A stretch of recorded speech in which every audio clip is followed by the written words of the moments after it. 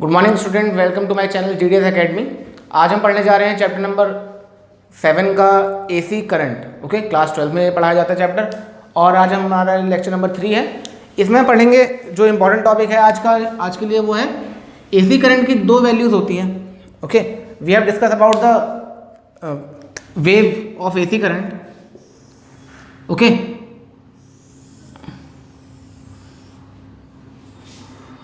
This is the AC current wave, sinusoidal wave बोलते हैं इसको।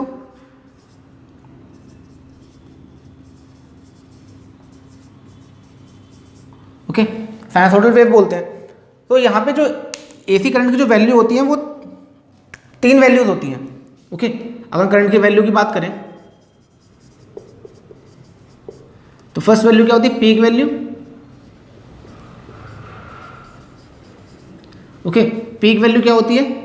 ये जो मैक्सिमम वैल्यू होती है उसको हम कहते हैं पीक वैल्यू। यहां पे जो वैल्यू होगी वो वैल्यू क्या होगी?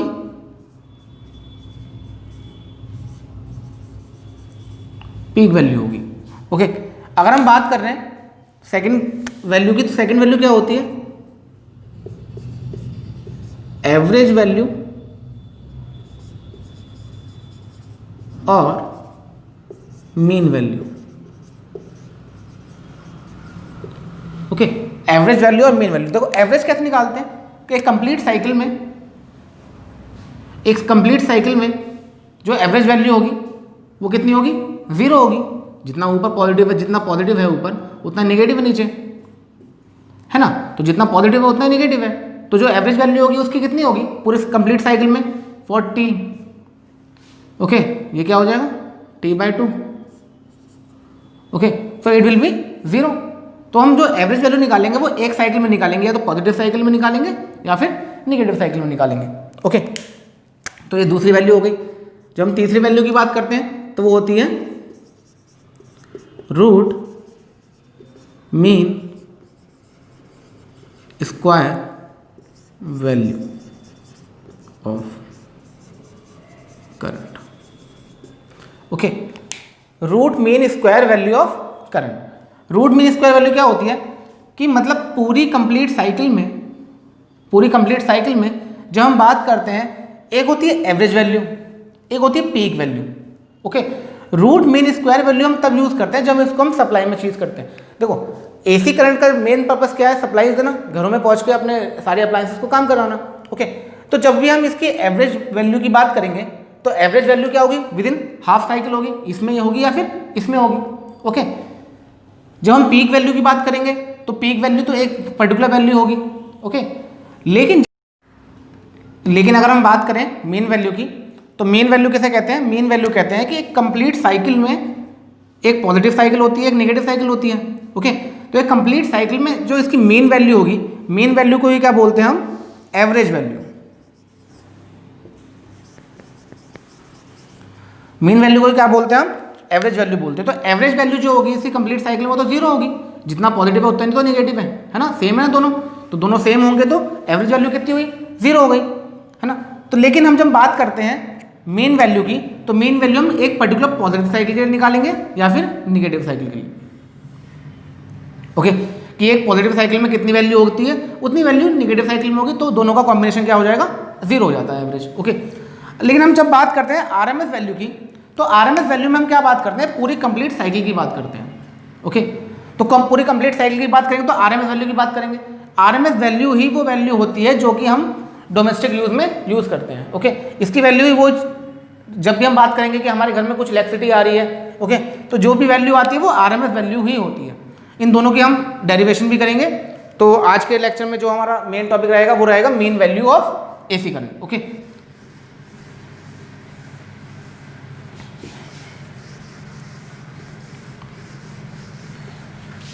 सो अब हम बात करते हैं mean value of AC current की।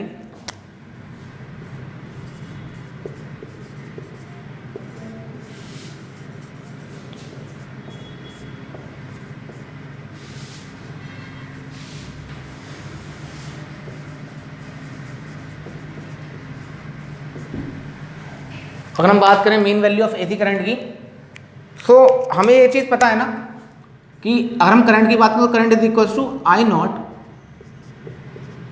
Sign omega T. ये किसी भी एसी करंट वेव की नॉमिनेशन, मतलब इसका नाम होता है, नामकरण करने वाली बात है कि कोई भी एक वेव का होगा तो उसका नाम क्या होगा, I equals to I not sine omega T. Okay, I not क्या होता है, पीक वैल्यू होती है, ओमेगा देख लो frequency, and T equals to time, तो वो हमने डिस्कस कर चुके थे। तो जब हम बात करते हैं मीन वैल्यू की, so this is the value of AC current within one complete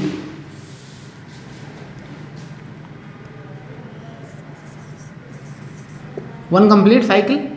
Okay, this is the value of AC current in one complete cycle. एक complete cycle में क्या होगा, this value is always 0. अगर main value की बात करें with in the complete cycle तो वो हमेशा 0 रहेगी, क्योंकि जितना पॉजिटिव है उतना ही नेगेटिव है. Okay, now what we have to find out, so the value in one positive half cycle of AC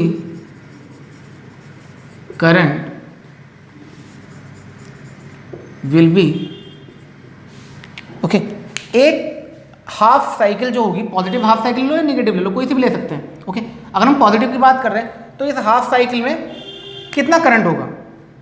okay, तो करंट की जो वैल्यू होगी I is equals to, mean निकाल लेना, मीन वैल्यू निकाल लें. मीन कैसे निकालते हैं पता है हमें, अगर हमें 3 वैल्यूज का मीन निकालना है तो कैसे निकालते हैं, value 1 plus value 2 plus value 3 divide by 3. Average निकालने का फॉर्मूला ये तो होता है,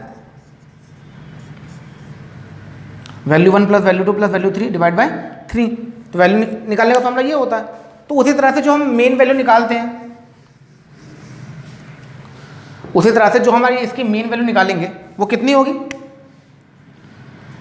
वो कितनी होगी, I is equals to 1/T/2.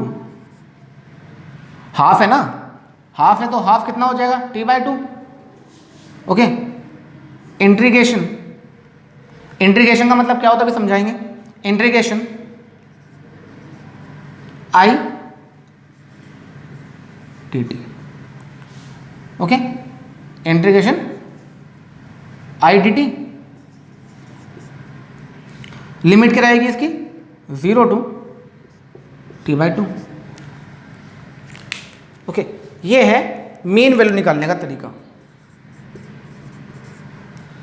हमने क्या करा, टोटल वैल्यू को, ये क्या है हमारी टोटल वैल्यू है ना, टोटल वैल्यू किससे डिवाइड किया कि जहां तक हम इसकी वैल्यू निकाल लें, है ना. टोटल वैल्यू को हमने डिवाइड किया जहां तक हम इसकी वैल्यू निकाल रहे हैं. ओके, तो ये होता है मीन निकालने का तरीका. ये सेम ही तो है, जैसे हम value 1 plus value 2 plus value 3 कर रहे थे, डिवाइड बाय 3 कर रहे हैं ना. ओके, तो 1 2 3 तीनों वैल्यू को जोड़ लें. इंटीग्रेशन का काम यही होता है. इंटीग्रेशन मतलब इंटीग्रेट करना. ओके, इंटीग्रेशन का मतलब क्या होता है, इंटीग्रेट करना. इंटीग्रेट करना मतलब सबको एक साथ जोड़ना. ओके, जैसे 1 को जोड़ेंगे, 2 को जोड़ेंगे, 3 को जोड़ेंगे, कितना हो जाएगा, 5, है ना. तो इसको हम कैसे ले सकते हैं, 1 से लेके 5 तक का इंटीग्रेशन, 1 से लेके इंटीग्रेशन 1 to 3. इसको लिखने का तरीका होता है. ओके, तो इंटीग्रेशन क्या होता है, जो मैथ्स वाले स्टूडेंट हैं उन बच्चों को समझ में आ रहा होगा. ओके, क्योंकि उन्होंने शायद क्लास में पढ़ लिया होगा या फिर वो क्लास 12 में पढ़ते हैं बच्चे मैथ्स वाले. ओके, दो बिलोंग्स टू बायो, तो बायो वाले स्टूडेंट को ज़्यादा चिंता करने की जरूरत नहीं है. इंटीग्रेशन का केवल ये मतलब समझना है इंटीग्रेशन का मतलब होता है सम अप करना,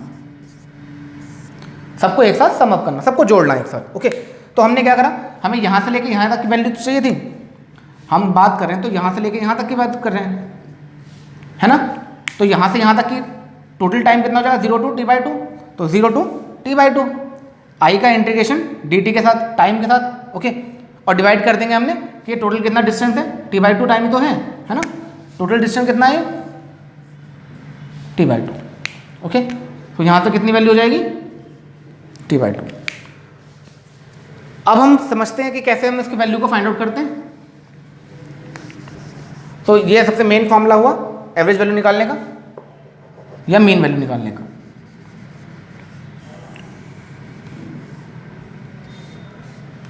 ओके, तो यहां पे अब हमें क्या पता है, हमें ये पता है ना कि आई की वैल्यू क्या होती है, I0 sin ओमेगा टी ये होती है। तो इस वैल्यू को यहां रख देंगे तो कितना हो जाएगा हमारे पास, I = 1/t/2 0 to t/2। आई की वैल्यू कितनी है, I0 sin omega T. Okay, हमने ये वैल्यू यहीं रख दी बस, ज़्यादा और कुछ तो नहीं किया हमने। ये वैल्यू उधर रख देंगे तो हमारे पास अब क्या वैल्यू निकल के आएगी,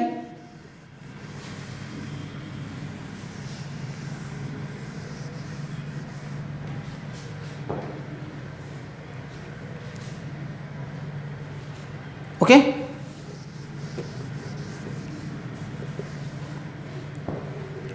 तो हमारे पास क्या है अब, आई मीन वैल्यू जो आएगी that will be equals to 1/t। T का मतलब क्या होता है, हमने ये पढ़ा था ना, omega is equals to 2π/t, है ना। तो टी की वैल्यू कितनी हो जाएगी यहाँ से, टी कहाँ से आता है ये भी देख लेते हैं। Omega is equals to 2πf होता है, ये पिछली वीडियो में हमने देखा था, omega is equals to 2πf। तो omega is equals to 2π, F की वैल्यू क्या होती है 1/t / t। टी की वैल्यू कितनी हो गई यहाँ से 2π/ओमेगा, है ना। तो ये वैल्यू को हम यहाँ पे यूज भी करेंगे।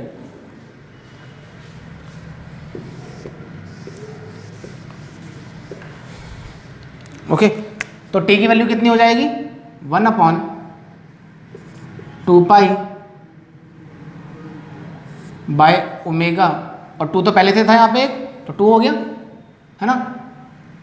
Integration 0 to t/2 I0 sin omega T dt। ये कंप्लीट फॉर्मूला हमारे पास आ गया बन के, 2 से 2 कैंसिल आउट हो जाएगा, ओमेगा ऊपर चला जाएगा, तो हमारे पास क्या बच जाएगा, we will left only with I mean is equals to omega upon pi. ये ओमेगा नीचे तो ऊपर चला जाएगा और नीचे क्या बच जाएगा pi, that will be equals to 0 to t/2 I0 sin omega T dt। Okay, अब इसको थोड़ा सॉल्व कर लेते हैं। देखिए डेरिवेशन बहुत इजी होते हैं, बस हमें ये आना चाहिए कि उसकी वैल्यू निकल कैसे रही है। ओके, अगर हमें सिंपल सी बातें पता होंगी कि इंटीग्रेशन को कैसे सॉल्व करना है, साइन ओमेगा टी का इंटीग्रेशन कितना होता है, तो ये सारी चीज़ें बहुत इजी हो जाएंगी। अब हम देखते हैं, जो मैथ्स वाले स्टूडेंट्स हैं, अगर उन्होंने इंटीग्रेशन पढ़ लिया है तो उनको समझ में आ भी रहा होगा, वो खुद कर भी रहे होंगे। ओके, लेकिन जो बायो वाले स्टूडेंट्स हैं वो एक बार देखते रहें और समझते रहें कि हम कर क्या रहे हैं, वैल्यू को ज़्यादा ध्यान, मतलब कि इतना हार्ड नहीं, इतना दिखने में लग रहा होगा। ओके, तो अगर हम बात करें, I0 कांस्टेंट वैल्यू है, I0 तो पीक वैल्यू है ना, मैक्सिमम वैल्यू तो कोई एक ही वैल्यू होगी, तो ये कांस्टेंट पार्ट है, कांस्टेंट पार्ट हमेशा बाहर आ जाता है, तो ये बाहर आ गया। ओके, अंदर क्या बचा, साइन ओमेगा टी का इंटीग्रेशन कितना होता है। ओके, तो साइन ओमेगा टी का इंटीग्रेशन होता है कॉस ओमेगा टी, है ना, डिवाइड बाय ओमेगा। ओके, यहाँ पे 0 to t/2। ओके, अब ये जो बच्चे मैथ्स वाले हैं उन्हें पता है कि साइन ओमेगा टी का इंटीग्रेशन कितना होता है, कॉस ओमेगा टी होता है। ओके, और जो बच्चे बायो वाले हैं उन्हें केवल ये ध्यान रखना है कि साइन का उल्टा कॉस होता है बस, और यहाँ पे मल्टीप्लाई में है ना ओमेगा, यहाँ डिवाइड में भी आ जाएगा। इंटीग्रेशन के साथ यही होता है। अब ये वैल्यू कांस्टेंट है, ये बाहर आ जाएगी,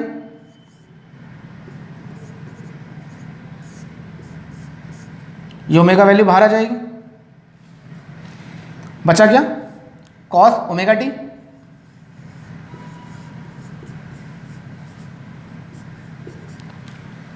ओके, अब क्या करते हैं, ये एक वैल्यू ऊपर है एक वैल्यू नीचे है, तो पहले यहाँ पे टी की जगह t/2 रखेंगे।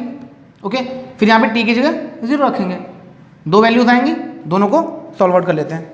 तो इसको करने का तरीका क्या है, आई मीन ओमेगा, तो ओमेगा से ओमेगा कट जाएगा, बचेगा क्या, I0 divide by pi. Okay, यहाँ क्या बचा, कॉस ओमेगा टी में जब cos omega t/2 minus of cos 0, क्योंकि टी की जगह 0 रखेंगे तो कंप्लीट 0 हो जाएगा। ओके, तो I mean equals to I0 upon pi cos omega T t/2 minus of cos 0। अब इनकी वैल्यूज़ क्या होती हैं, इनकी दोनों की फिक्स वैल्यूज होती हैं।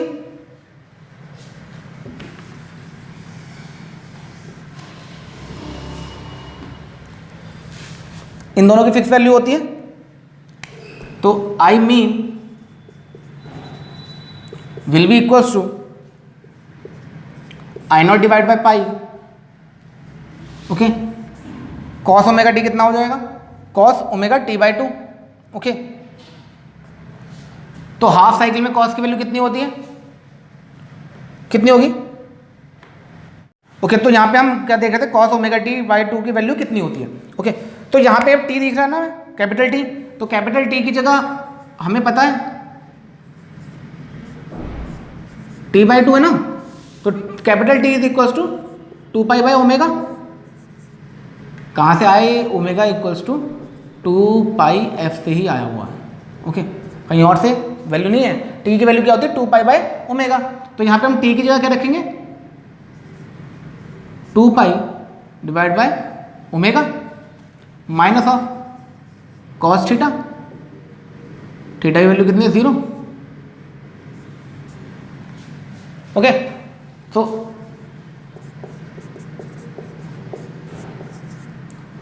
तो यहां से आई मीन अब कितना बच गया, that will be I0 upon pi, omega से ओमेगा कट डाउन, 2 से 2 कट डाउन, तो cos pi minus of cos 0। Okay, cos pi minus of cos 0।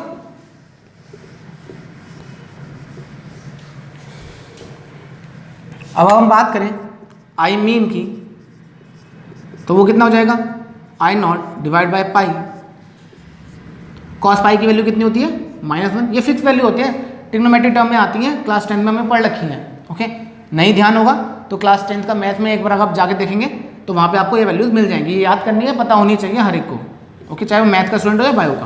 Okay, cos pi की वैल्यू -1 होती है और कॉस 0 की वैल्यू 1 होती है। ओके, तो यहाँ से क्या देखा हमने कि हमारी पूरी की पूरी जो डेरिवेशन है वो यहाँ पे आ गया, जहाँ पे हम केवल यहाँ पे I0 वाला टर्म हमारे पास बचा हुआ है। सो I0 divide by pi, okay, -1 minus of 2 है ना, माइनस माइनस प्लस, लेकिन साइन माइनस का, माइनस ऑफ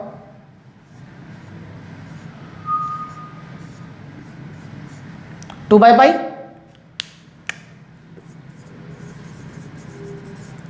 ओके, अब यहाँ पे हम इसको सॉल्व करते हैं तो ये वैल्यू कितनी आ गई, आई मीन की वैल्यू आ गई -2 I0 बाई पाई। ओके, 2 की वैल्यू फिक्स है, पाई की वैल्यू 3.14 होती है। इसको सॉल्व करेंगे तो हमारी वैल्यू आती है 0.637 I0।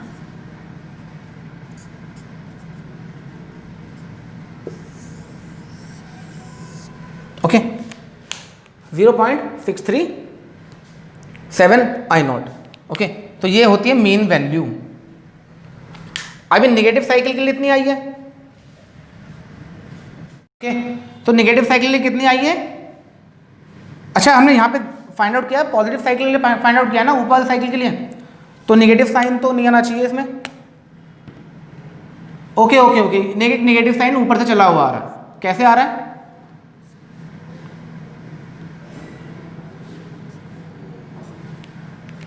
एक नेगेटिव साइन ऊपर भी था, क्यों? क्योंकि integration of sine omega T is equals to minus of cos omega T by omega. Okay, sine omega T का इंटीग्रेशन कितना होता है? Minus of cos omega T upon omega, तो एक माइनस साइन पहले से चलता हुआ आ रहा है। ओके, तो माइनस माइनस कितना हो जाएगा? प्लस हो जाएगा, तो it will be plus 0.637 I not. मतलब अगर हम बात करें मीन वैल्यू कितना होता है, आई नॉट की वैल्यू क्या था? Peak value. आई नॉट का मतलब क्या होता है? Peak value. तो हमने यहाँ से क्या देखा, यहाँ से एक बहुत इंपॉर्टेंट रिलेशनशिप आया है कि I mean is equals to 0.637 of I not peak. ये पीक वैल्यू का 0.637 होता है। ओके, इसको लिखने का तरीका क्या होता है? पूरा डेरिवेशन हमने कर लिया। ये मीन वैल्यू होती है, एसी करंट की मीन वैल्यू को हम बोलते हैं I mean is equal to 0.637 I peak. इसको परसेंटेज में भी जब हम लिखते हैं तो इसको लिखने का तरीका क्या है वो देख लेते हैं। आज के लिए इतना ही है जो मीन वैल्यू में फाइंड आउट किया। सो अगर हम इसको बोलें तो इसको हम ये बोलते हैं कि जो आई मीन है, I mean is equals to 63.7% of the peak value of the AC current. Okay, तो ये बात हमेशा ध्यान रखेंगे कि जो मीन वैल्यू होती है वो होती है 63.7% ऑफ आई नॉट। ओके, सो आज के लिए इतना ही। आज हमने डिफाइन क्या किया है कि mean value of AC current को हमने फाइंड आउट किया। जो मीन वैल्यू होती है, तो मीन वैल्यू किसकी होती है? इस 63.7% of the peak value of the AC current. Okay, अलग अलग वैल्यूज पे अलग अलग क्वेश्चन आते हैं। अगली वीडियो में हम यही चीज़ देखेंगे कि कैसे ऐसे क्वेश्चन बनते हैं, और अगली वीडियो में RMS वैल्यू क्या होता है इसके बारे में और ज़्यादा स्टडी करेंगे। तो आज के लिए इतना ही। और कोई भी डाउट या कोई भी क्वेरी हो तो आप मुझसे मेरे चैनल पे पूछ भी सकते हैं और मुझे कॉन्टैक्ट भी कर सकते हैं। सो बच्चों, आज के लिए इतना ही। Thank you.